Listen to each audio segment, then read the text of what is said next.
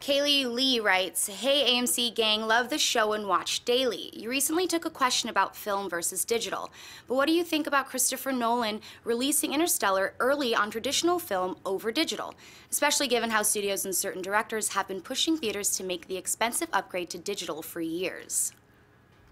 I know the subject has been talked about a lot lately on AMC Movie Talk. I haven't been here for those discussions. And also this pertains particularly to Chris Nolan, and basically he's releasing Interstellar 2 days early on IMAX. He's a big proponent of film. He wants people to see it in film projection because most theaters are now onto the digital projection.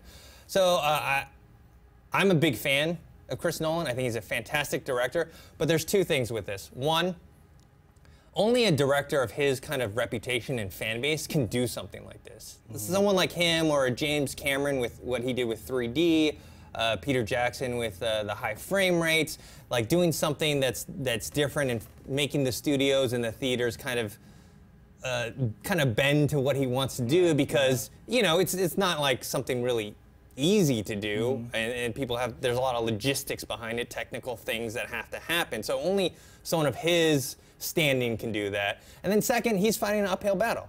I mean, most theaters have transitioned into digital projection, and so he's trying to inform the audience about, you know, he's projecting this on film and IMAX, and he's trying to get the audience to kind of, I guess, stand up for film. The thing is 99% of the audience that's going to go see Interstellar early in IMAX is not going to come out saying, you know what, I'm glad they didn't digitally project that. That would have been a terrible movie if they had done that.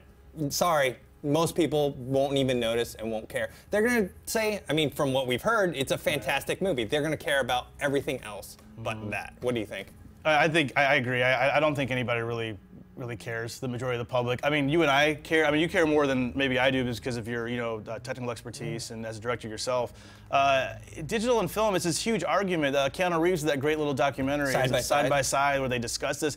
It's a tough subject, but I mean, in the end, digital's kind of, that's the step forward. I mean, film's only been, for argument's sake, let's say 100 years, right? I mean, for argument's sake, you know, it's a different time, but it's like, it's just, film is not just going to be one way forever. I'm sure this digital push is going to change in the next 100 years. I mean, Tarantino, Nolan, these guys are brilliant directors. They make some of the best movies out there, but they're so just adamant about being on film and the grain and the look and the colors. I'm fine with that. Yeah, film looks great. Film looks beautiful. Yeah. I'm just saying, like, if they want to do that, that's fine. Right. But I don't think that going to digital or directors or DPs that are shooting on digital, I don't think it takes anything away. I mean, because even the old school guys are the DP that did Skyfall with Sam Mendes. Shot that Roger Deakins. Yeah, he's been doing digital for a while now. He did Prisoners on the Arri Alexa, and he did Skyfall on the Arri Alexa. We talked about Prometheus earlier. For those of you that are fans of the movie, Ridley Scott chose to start shooting on the Red, which is a nice digital camera, because he saw some clips of David Fincher's Social Network, the Facebook movie. And he said, how'd you guys light all that? How did the scene when he's walking through Harvard in the beginning, and he said, did you guys do any extra lighting or anything? And they said, no, we just shot it with the camera. And he's like, oh, I want to use that for my next movie. So, I mean, you know, you have him using digital. Scorsese is using digital, went for Hugo and all that. He's going. So even the old school guys that have been shooting on film for decades are going to digital. And I wish we could find like a happy medium. Everyone could just be happy. Well, I think anyone can shoot on whatever they want, but I don't think it's one of those things where it's like, oh, you have to do this or you have to do that. Speaking of Ridley Scott, another reason he chose to move to digital was he saw that for his films that were like shot on film and then projected on film, that in theaters the color would vary in different theaters, and he saw that if properly calibrated with digital, he could get that same color palette every single time in the theaters as well. So I don't know. I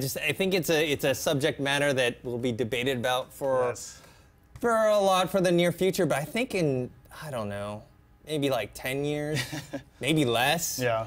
We won't even be having this discussion anymore because it's just going to be all digital. Right. Hey everyone, if you liked this video, click that thumbs up button and make sure to subscribe to our AMC Movie News YouTube channel. It's free and helps you stay up to date with all the latest movie news, as well as our daily AMC movie talk show. Also, make sure that you follow us on Facebook and Twitter to stay up to date with all of our special promotions, contests, and prize giveaways.